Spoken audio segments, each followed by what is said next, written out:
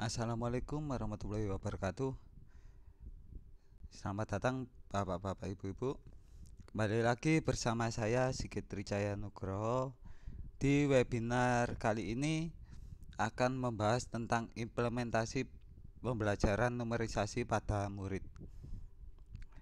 Baik Bapak Ibu, untuk sekedar informasi webinar kali ini, untuk Bapak Ibu jangan lupa untuk mengisi link presensi untuk guna penerbitan sertifikat yang telah kami siapkan untuk Bapak-bapak, Ibu-ibu sekalian. Nanti untuk link presensi akan disampaikan melalui video webinar kali ini. Baik Bapak Ibu, untuk memulai kegiatan kita pada hari ini, marilah kita berdoa menurut ajaran dan kepercayaan kita masing-masing. Berdoa dimulai.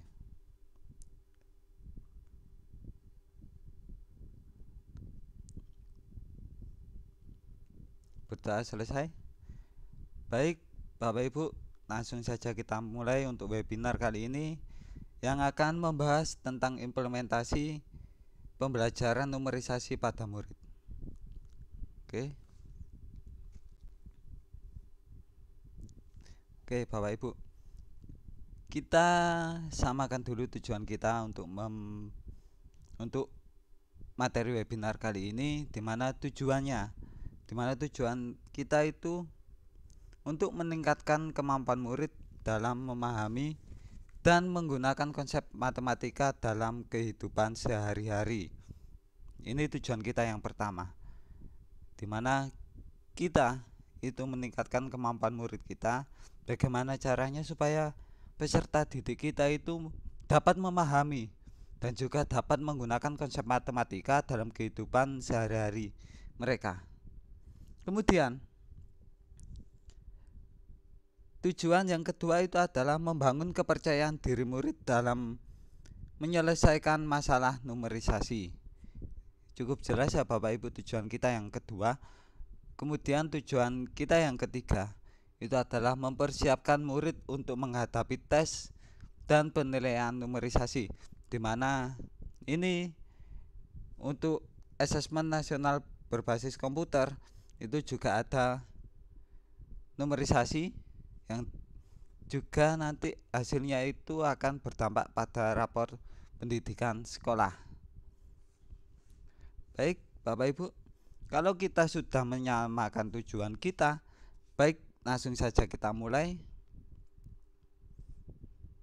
Nah, dimana materinya itu adalah konsep dasar numerisasi, dimana bilangan, kemudian operasi matematika, pengukuran, geometri, dan statistika itu adalah konsep dasar numerisasi yang perlu kita tekankan nanti kepada peserta didik kita melalui pembelajaran sehari-hari. Kemudian penerapan numerisasi dalam kehidupan sehari-hari. Nah, seperti apa? Seperti belanja, memasak, membaca peta, dan lain sebagainya, masih banyak lagi. Nah, ini kita tekankan sehingga nanti dalam pembelajaran kita itu bisa peserta didik kita itu dapat memahami, oh ternyata matematika itu dapat digunakan untuk ini. Nah, kemudian strategi menyelesaikan masalah numerisasi, di mana strateginya itu dapat menggunakan gambar, menggunakan diagram, dan juga manipulatif. Ya Bapak Ibu ya.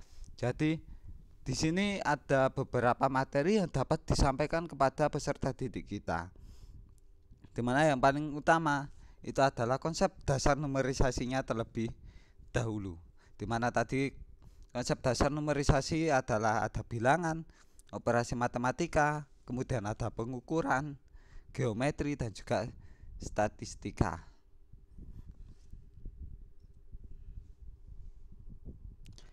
Metode pembelajaran.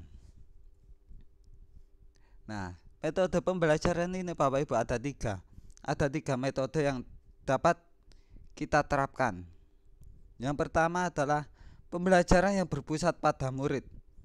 Apa yang dimaksud pembelajaran yang berpusat pada murid? Nah, pembelajaran yang berpusat pada murid itu adalah murid itu aktif dalam proses pembelajaran dan juga membangun pengetahuannya sendiri, Bapak Ibu. Jadi peserta didik kita itu berpusat kepada peserta didik kita, sehingga peserta didik kita itu aktif dalam proses pembelajaran dan juga peserta didik kita itu dapat membangun pengetahuannya sendiri, ya Bapak Ibu ya. Kemudian yang kedua itu adalah pembelajaran yang kontekstual. Nah, pembelajaran yang kontekstual ini itu menghubungkan konsep numerisasi dengan kehidupan nyata. Nah, bisa kita hubungkan lagi dengan yang tadi dalam materi yang nomor 2, yaitu penerapan numerisasi dalam kehidupan sehari-hari. Nah, kemudian metode yang ketiga itu adalah pembelajaran yang kreatif dan juga menyenangkan, di mana menggunakan berbagai media dan berbagai permainan itu dapat menarik minat murid, dapat menarik minat peserta didik untuk belajar numerisasi secara maksimal. Jadi kita tarik dulu minat dari peserta didik kita, dimana yang matematika yang terkesan sulit itu bisa kita sampaikan dengan cara yang menarik peserta didik, sehingga dapat menumbuhkan minat peserta didik kita itu untuk mempelajari numerisasi. Kemudian Bapak Ibu, dalam kegiatan pembelajaran, dimana yang pertama itu adalah latihan soal, kita memberikan latihan soal numerisasi kepada murid itu untuk melatih kemampuannya dalam penyelesaian masalah atau penyelesaian soal dalam numerisasi. Kemudian proyek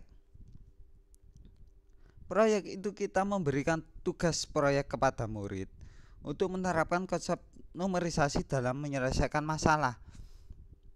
Jadi kita kasih tugas proyek supaya mereka itu dapat memecahkan masalah menggunakan numerisasi. Kemudian dengan cara permainan Bapak Ibu, dengan cara menggunakan permainan edukatif untuk membantu murid memahami konsep numerisasi dengan cara yang menyenangkan. Ini biasanya khususnya itu untuk tingkat sekolah dasar ya Bapak Ibu, supaya minat peserta didik kita itu kita mulai dari sini. Bisa kita lanjut ya Bapak Ibu ya. Penilaiannya. Nah, untuk penilaian itu seperti biasa kita itu menerapkan 2 metode penilaian. Yang pertama penilaian formatif dan juga sumatif. Ini jelas saya yakin Bapak Ibu paham tentang penilaian formatif itu menilai kemajuan belajar murid secara berkala.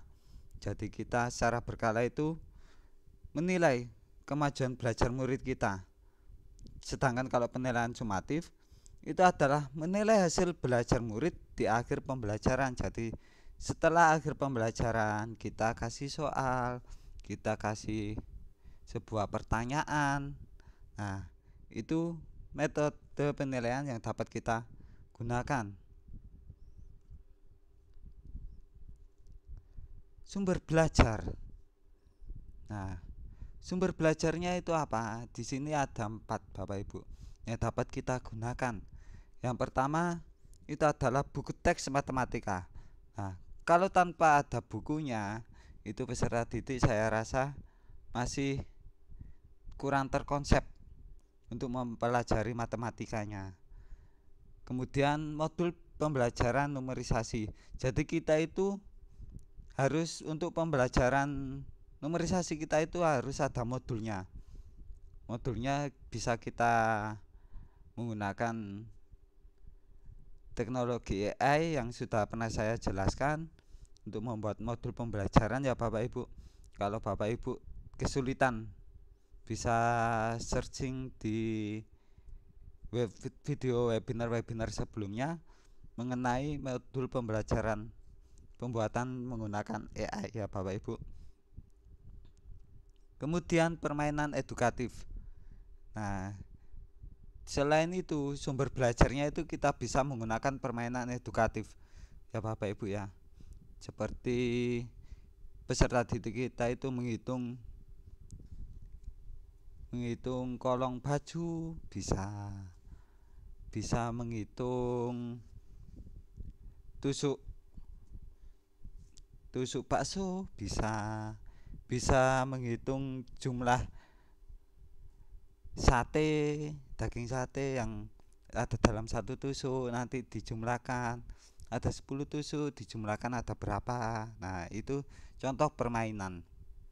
Kemudian sumber belajarnya kita bisa menggunakan internet Bapak Ibu. Kita bisa menggunakan AI juga untuk mendapatkan sumber belajar. Kita bisa menggunakan Gemini, ChatGPT, dan juga ClassPoint juga bisa. Kemudian tipsnya Bapak Ibu ya, tipsnya dimana saya ada 4 tips untuk Bapak Ibu sekalian. Di antaranya yang pertama ada gunakan berbagai media Bapak Ibu. Jadi jangan sampai ada satu media dimana kita itu menggunakan berbagai media seperti gambar, diagram, dan manipulatif untuk membantu murid memahami konsep numerisasi. Nah, kita gunakan berbagai media. Jangan sampai kita menggunakan satu media seperti media gambar saja, sehingga nanti murid terkesan pasti akan tumbuh rasa bosan. Materinya gambar melulu, tidak ada gambar video atau yang lain. Nah, kemudian kita buat pembelajaran yang kontekstual, di mana kita hubungkan konsep numerisasi dengan kehidupan nyata agar murid lebih mudah memahami dan menerapkannya. Ya Bapak Ibu ya, ini cukup jelas. Kemudian berikan latihan yang cukup, di mana kita memberikan latihan soal numerisasi kepada murid itu untuk melatih kemampuannya. Jadi setiap materi yang telah kita sampaikan, kita usahakan itu menggunakan penilaian sumatif Bapak Ibu. Setelah kita menyampaikan materi, kita tanya jawab. Supaya apa? Supaya kita itu dapat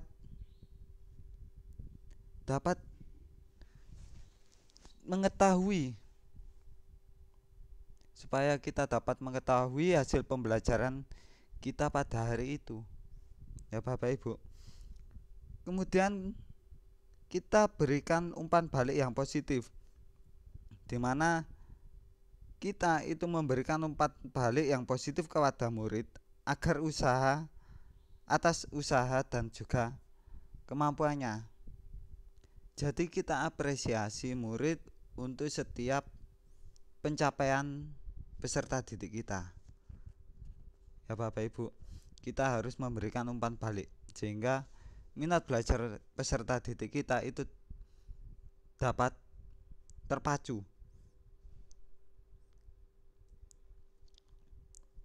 Contoh implementasi. Nah, dimana ada beberapa, yaitu matematika dalam memasak Bapak Ibu, dimana murid kita ajak untuk menghitung bahan-bahan yang diperlukan untuk membuat kue. Misalkan ada tepungnya ini berapa gram anak-anak. Nah, kalau kita jumlahkan nanti ada berapa bahan anak-anak. Nah, itu dapat kita gunakan. Kemudian contoh yang kedua itu matematika dalam berbelanja, di mana peserta didik kita itu kita ajak untuk menghitung total pembelanjaan yang menghitung dan juga menghitung kembaliannya. Misalkan saya mempunyai uang 10.000 anak-anak, kemudian saya pergi ke toko untuk membeli 5 permen. Satu permen harganya 100 rupiah. Berarti berapa kembalian yang Bapak dapat? Nah, itu kita berikan contoh implementasinya ya Bapak Ibu. Kemudian Ada matematika dalam peta, di mana murid itu atau peserta didik kita itu kita ajak untuk membaca peta dan mencari rute perjalanan, di mana kita kasih peta seperti Dena ya Bapak Ibu. Jarak rumah Andi ke rumah Budi berapa meter? Nah, kita buat pertigaan, kita buat perempatan. Nah, rumah Budi ke perempatan berapa meter? Dari perempatan ke rumah Budi berapa meter? Nah, itu salah satu contohnya ya Bapak Ibu. Untuk Bapak Ibu sekalian yang akan mengisi link presensi yang kami sediakan untuk mendapatkan sertifikat, bisa mengunjungi http://bit.ly/4cwfjtj ya Bapak Ibu. Atau Bapak Ibu juga bisa scan barcode yang telah kami sediakan di dalam video ini. Jangan lupa untuk mengisi link presensi, karena presensi yang kita anggap sah dan juga mendapatkan sertifikat itu adalah melalui link yang telah kami sediakan. Terima kasih Bapak Ibu telah menyimak video webinar kali ini. Kesimpulan yang kita dapat Bapak Ibu, pembelajaran numerisasi itu sangat penting untuk membantu murid memahami dan menggunakan konsep matematika dalam kehidupan sehari-hari. Dengan menerapkan pembelajaran numerisasi ini Bapak Ibu, kita harus kreatif dan juga menyenangkan ya Bapak Ibu ya. Supaya apa? Supaya murid kita atau peserta didik kita itu dapat tumbuh minatnya. Jadi sehingga murid kita itu juga dapat meningkatkan kemampuan dalam menyelesaikan masalah numerisasi Bapak Ibu. Baik Bapak Ibu, mungkin itu dari saya webinar kali ini. Mohon maaf bila mana ada salah kata atau tutur kata saya yang kurang sopan. Saya mohon maaf yang sebesar-besarnya Bapak Ibu. Sekian dari saya akhiri. Wassalamualaikum warahmatullahi wabarakatuh.